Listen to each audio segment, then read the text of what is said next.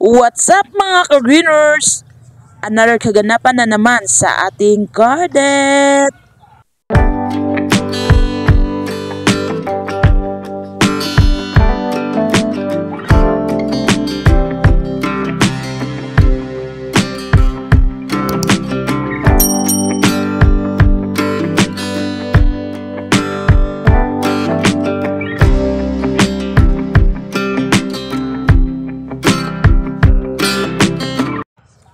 Bilang isang may bahay na kinahihiligan ang pagtatanim, ito talaga ang isa sa mga nagbibigay saya para sa akin.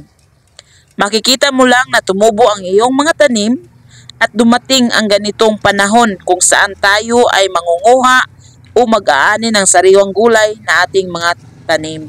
Kaya samahan nyo akong mag-harvest ng pipino, okra, kangkong at alugbati.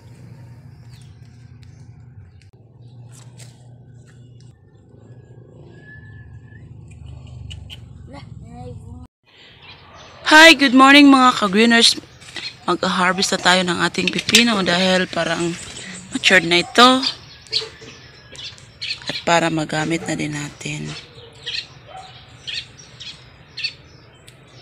Ayan.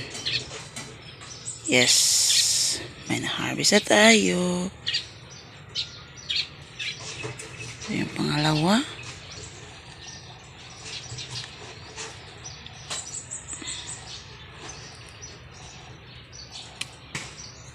Okay.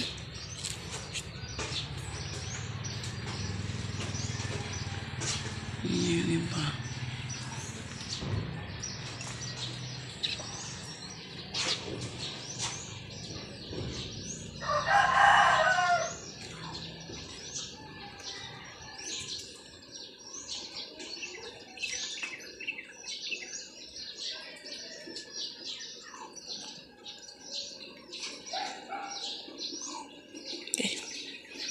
Yung tinik.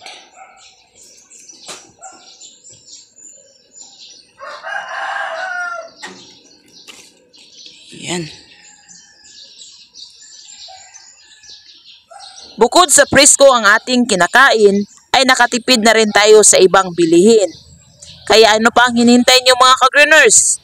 Simulan nyo na ang pagtatanim. Ayan, may bisita tayo na paru-paro. Ayan o, ulan nito ay dilaw.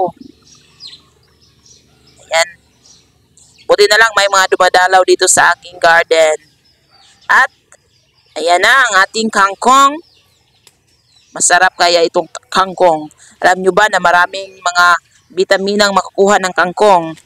Kaya masaya na tayo na kahit pa kunti-kunti ang mga na-harvest, ay nakatulong ito sa atin.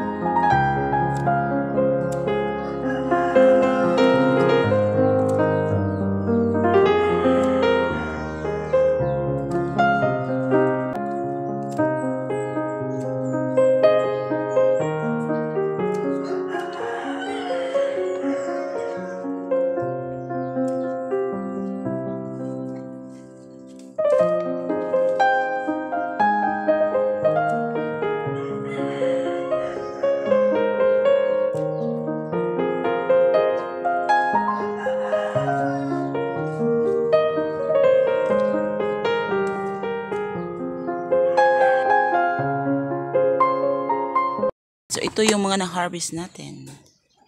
Yan o.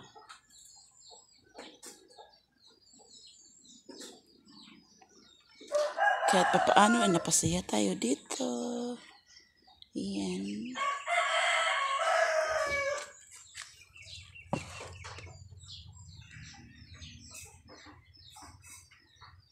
Kung nagustuhan nyo ang video ito, ay huwag kalimutang mag-like, share at subscribe. Thank you for watching. God bless and bye-bye!